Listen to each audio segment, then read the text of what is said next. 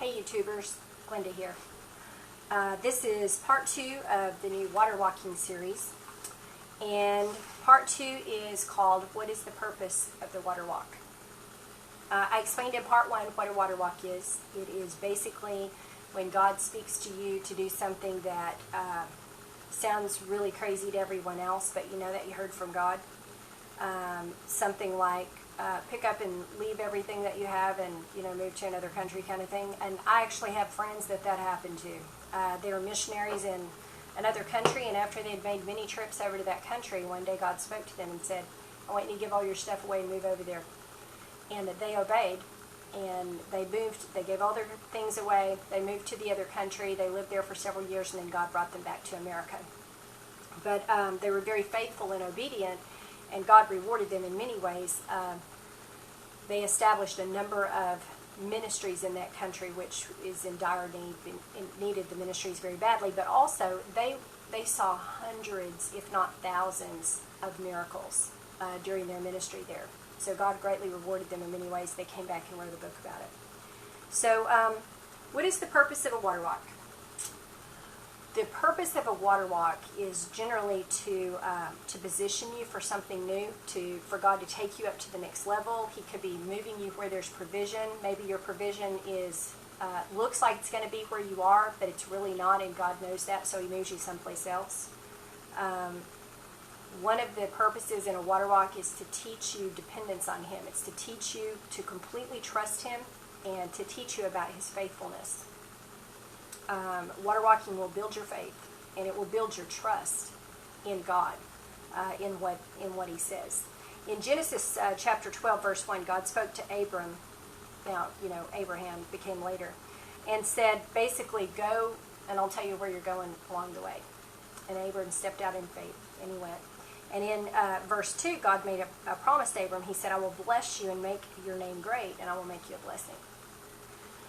So God basically said, go do this for me, and or go do this thing, and I'm going to give you this. And that's very common in a water walk. He'll say, I want you to do this, and I'm going to, whatever. And a lot of times He'll make you some kind of promise, or He'll tell you something really good that's coming in your life. And I think, and I don't know this for sure, but I think that part of the reason for that is, He knows that during times of water walking, when our faith is being tested and proved, we can become fearful, we can worry, and that promise kind of gives us something to hold on to and say, no, I'm not going to give up because God promised me this. He said He was going to do this in my life, and He said He was going to, open this door, open that door. So I'm going to keep going because I know He'll be faithful if I'm faithful. And He'll be faithful anyway. So what did Abram have to go through in the water walk?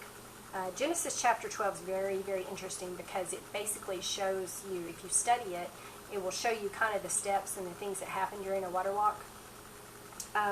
In verse 4, Abram packed up and moved his whole household. That was no small thing, I'm sure, because back then you had to move your, herds and flocks and whatever with you, tents.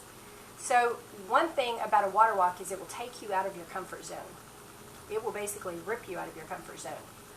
You will pack your toys and you will go someplace else where you're not so comfortable for a while.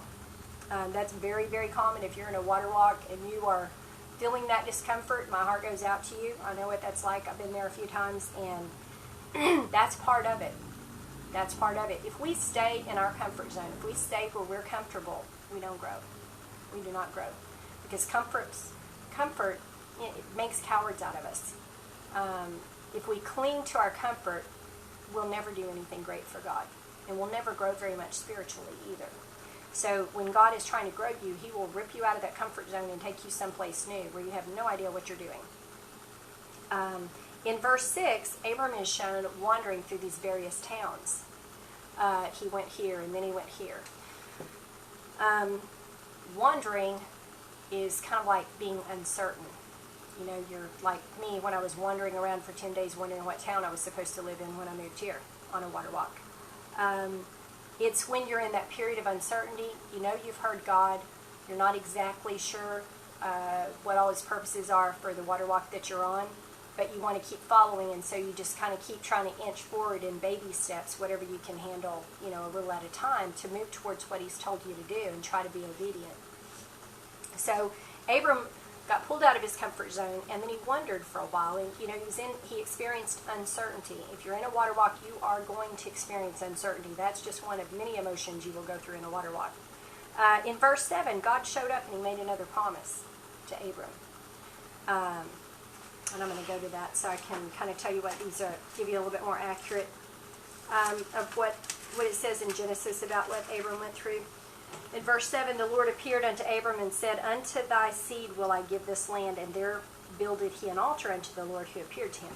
So God showed up and gave Abram another promise, to keep him going.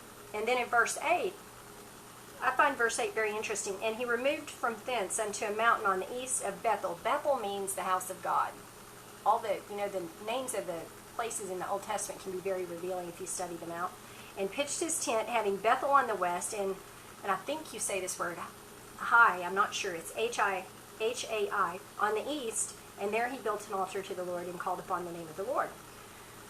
Bethel means house of God, and Ai means, or Hai, however you say that, means ruin.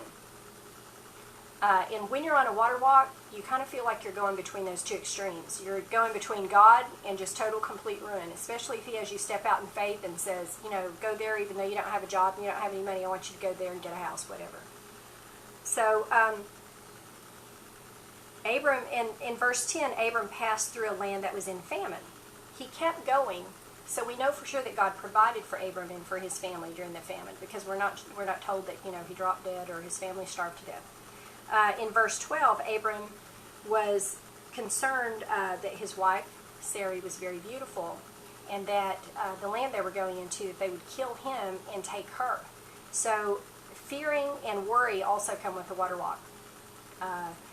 At times, just absolute terror comes upon you. Even if you're used to hearing from God and you're used to doing what God says, it's just something that comes with water walking. And the story goes on, in verse 16, God began to prosper Abram in Egypt when the Pharaoh gave Sarah back and said, here, take her, or Sarai, here, take her and get out of here because you're bringing a curse on everybody. He also gave Abram a lot of, herds, gold and silver and whatever that, was wealth back then. And the story goes on. What Abram learned in this walk is God spoke to him and said, pick up, leave your stuff, pack your tents and go, and I'll tell you where you're going along the way. He learned to trust. When he wandered through the uncertain times, he learned to trust even more. When he wandered through the land where there was famine, he learned God will provide. He says he'll provide, and he'll provide.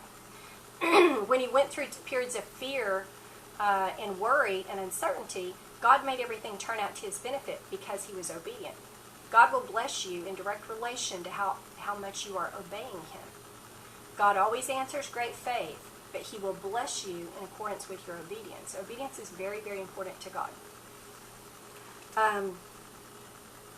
Abram also learned that God will fight his enemies. He learned that he didn't have to be afraid because when, Pharaoh's people saw that Sarai was beautiful and they said, hey, we're taking her to the harem. And they took her. God took up for Abram. God went to Pharaoh in a dream and said, hey, give her back. So God fights those battles for you when you're in obedience. He learns that God, keeps his promise. He's faithful. Water walking does not mean that everything, if God tells you to pick up and go somewhere, I promise you, 24 hours after you get there, everything is not going to be okay and miraculously transform in your life. That's not how it works. That's how you think it's going to work, but that's not how it works. We tend to think that we're ready when we're actually not ready for the blessings of God, and we think that we're ready for the next level. We're actually not ready. Most of the time when we think we're waiting on God, God's actually waiting on us.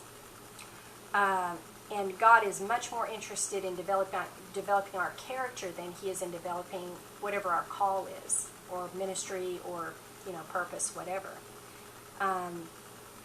In a water walk, because God has given you a promise, the tendency is to think, okay, I'm going to go there and immediately all this stuff is going to happen. It doesn't happen that way. One of the things that water walking will teach you is to have patience and to understand that we are subject to God's timing. He is not subject to ours. God is not on our schedule. He's not. He never will be. He's God all by himself. And you will learn to wait on God, but you learn to trust God more than you've ever trusted Him before when you step out in a water walk. So that's the end of my message for part 2, and there'll be more in this series. Let me know what you think about it, and thanks for watching. Hope everybody has a good night.